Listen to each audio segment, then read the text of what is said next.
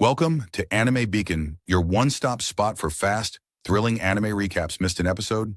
Want the whole story in minutes? We've got you covered, no filler, just fire from legendary sagas to hidden hits. We break it all down quick, clear, epic, hit play.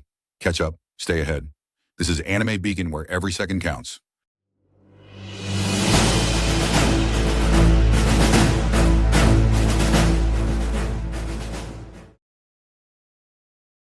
Was it all a lie? Arthur wondered. Had she planned this from the beginning? The elven soldiers believed he had manipulated the princess. They didn't care that he had saved her life. To them, he was just a human, a threat. But then a voice broke through the rage. Tessia, don't hurt him, she screamed. Her voice trembled, but her words were firm. Still, the soldiers refused to listen until a glowing portal opened, and out stepped an old elf. Wise, regal, commanding. Varian Erelith, the former king of Elenoir. He ordered Arthur's release, and with a calm smile he thanked him for saving the princess. Wait, the princess? Arthur was stunned. Tessia, a princess? She had never told him. Before he could ask, her parents arrived. The current rulers, King Aldian and Queen Mariel.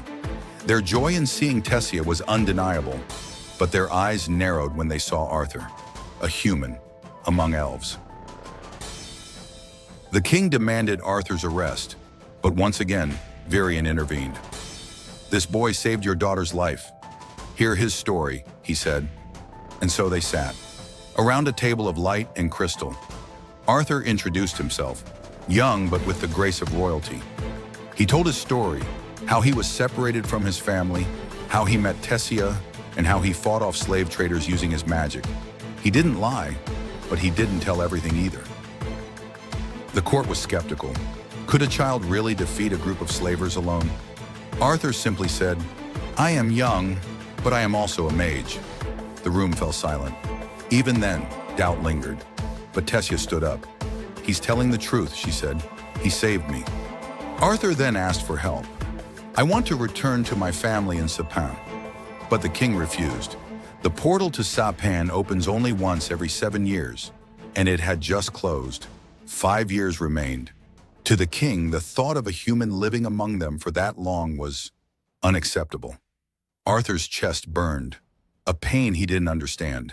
Every day it grew stronger, and in that pain, he remembered his parents, Reynold and Alice, and the promise he failed to keep. Tessia apologized for her parents' behavior. She still believed in him. Then suddenly, an attack. A black object flew toward Arthur, but he reacted instantly, catching it and leaping forward. The attacker, not an enemy, but Varian himself. It was a test, a harmless orb of light. Arthur passed. His instincts were sharp, his power undeniable. Varian grinned. Become my disciple, he said, or the power inside you will destroy you. Arthur stared in disbelief. A monster's legacy stirred inside his chest. Arthur lies in a deep sleep until a sharp pain pierces his chest. A dark shadow emerges, sinister and pulsing with unknown power. Is it fear, guilt, or the crushing weight of destiny? Suddenly, Tessia's voice calls out, waking him just in time. Tessia's parents are furious. Arthur must leave. But not if Varian, the former king, has a say. Without hesitation, he whisks Arthur away in his carriage. Destination? An old friend, with secrets.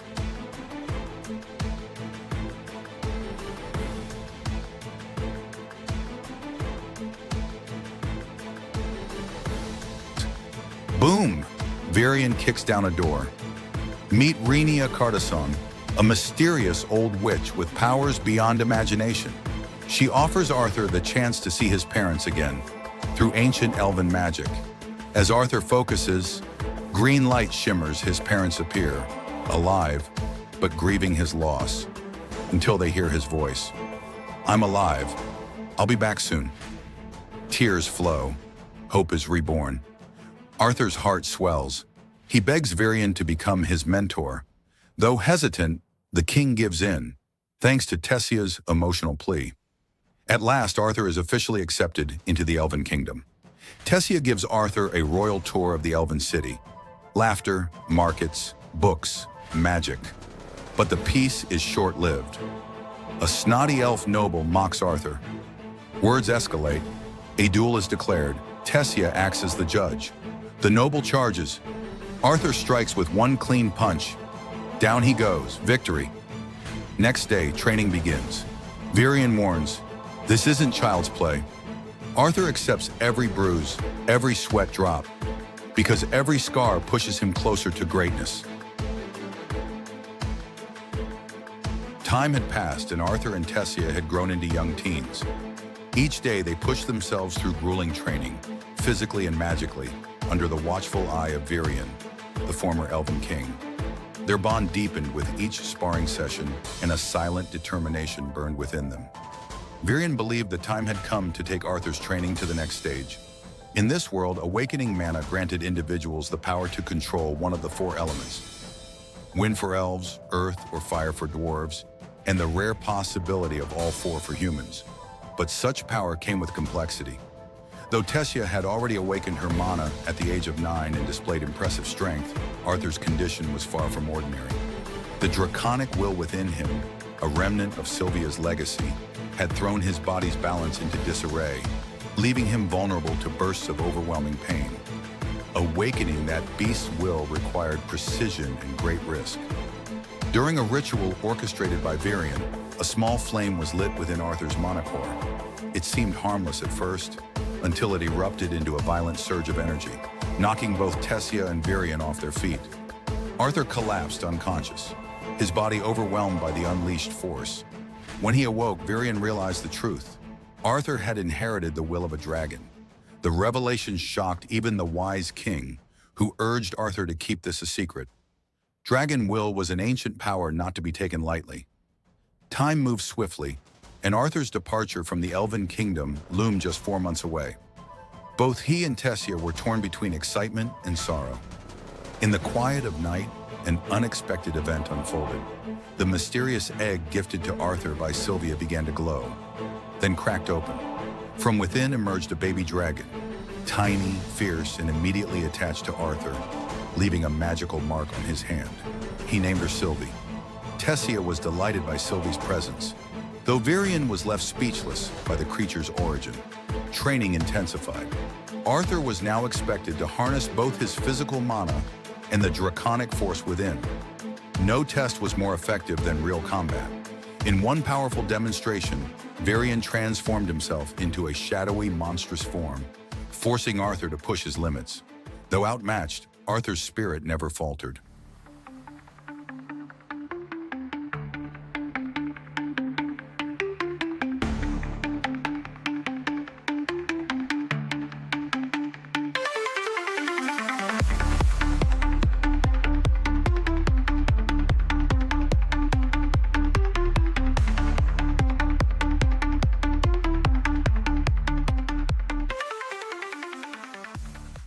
Later, the two teenagers visited the city, where Arthur once again encountered the noble elf boy from before.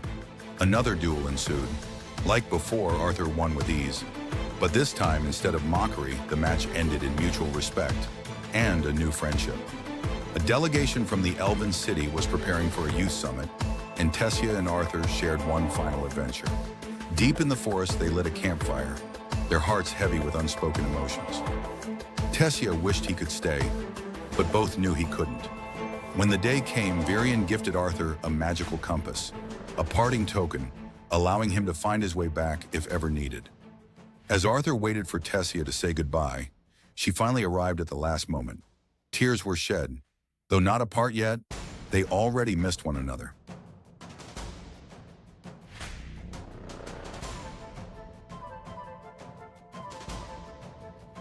Arthur stepped through the teleportation gate, entering the floating city of Xyrus. At its doors, a surprise awaited. His little sister stood there, beaming. Moments later, he was reunited with his parents. After years lost in the unknown, Arthur finally returned home. But what stood before his parents was not the little boy they once knew. It was a calm, composed young man, marked by the trials he had endured.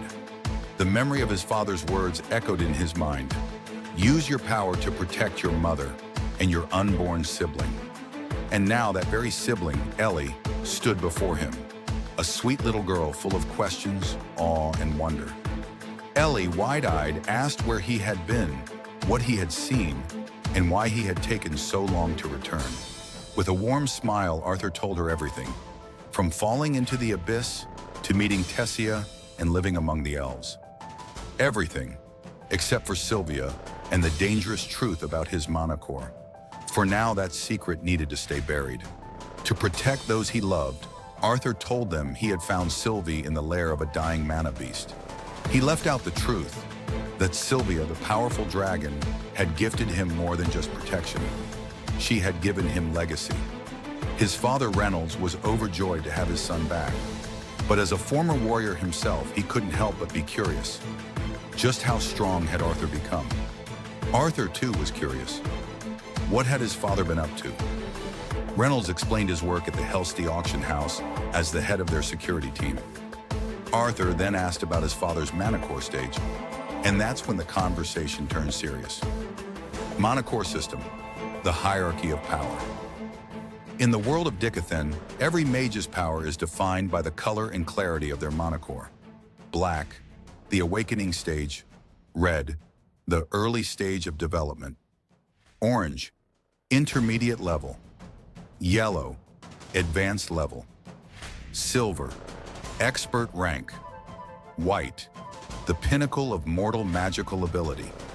Each color is further divided into dull, lowest, standard bright, highest within the color tier. Reynolds had reached orange core. Standard, but Arthur had already ascended to a bright red core, matching his father's level despite his age. And still, Arthur wasn't done. That evening, guests arrived. Vincent Helstea, the auction house master, and his family, including their daughter Lilia. They were stunned to hear that Arthur had returned alive. Reynolds, beaming with pride, insisted on sparring with Arthur in front of their guests. It was meant to be a show, but it became something far greater.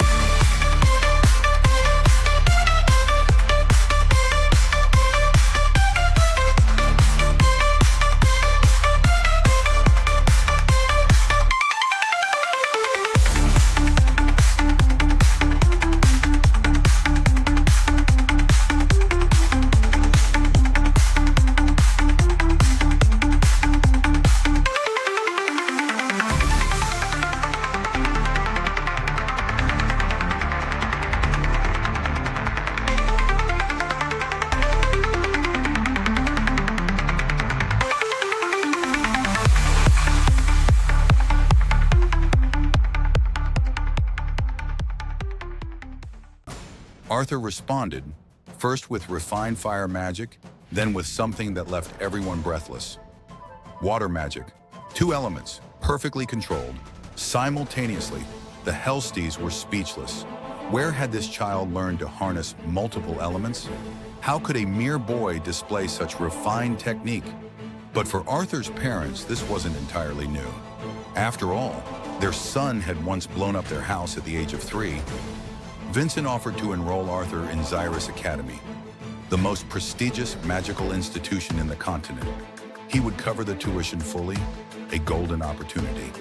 Yet Arthur, grateful but grounded, asked for some time with his family before deciding. Later, Lilia invited Arthur to explore the city. Her dream was to awaken as a mage, a dream encouraged by her parents, but one that brought her anxiety. That night, Reynolds and Alice stayed by Arthur's side, watching him sleep. For them, it still felt like a dream.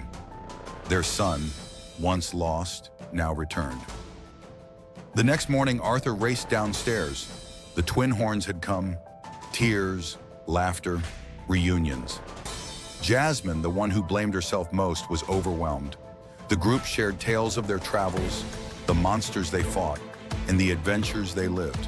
But none of them could imagine what Arthur had been through, or what still awaited him. The morning sun peeked through the curtains, bathing the room in golden light. Arthur, now comfortably settled with his family, was about to experience yet another chapter in his journey. That day, Alice took Arthur, along with Lilia and Ellie, to a local salon. The transformation was dramatic.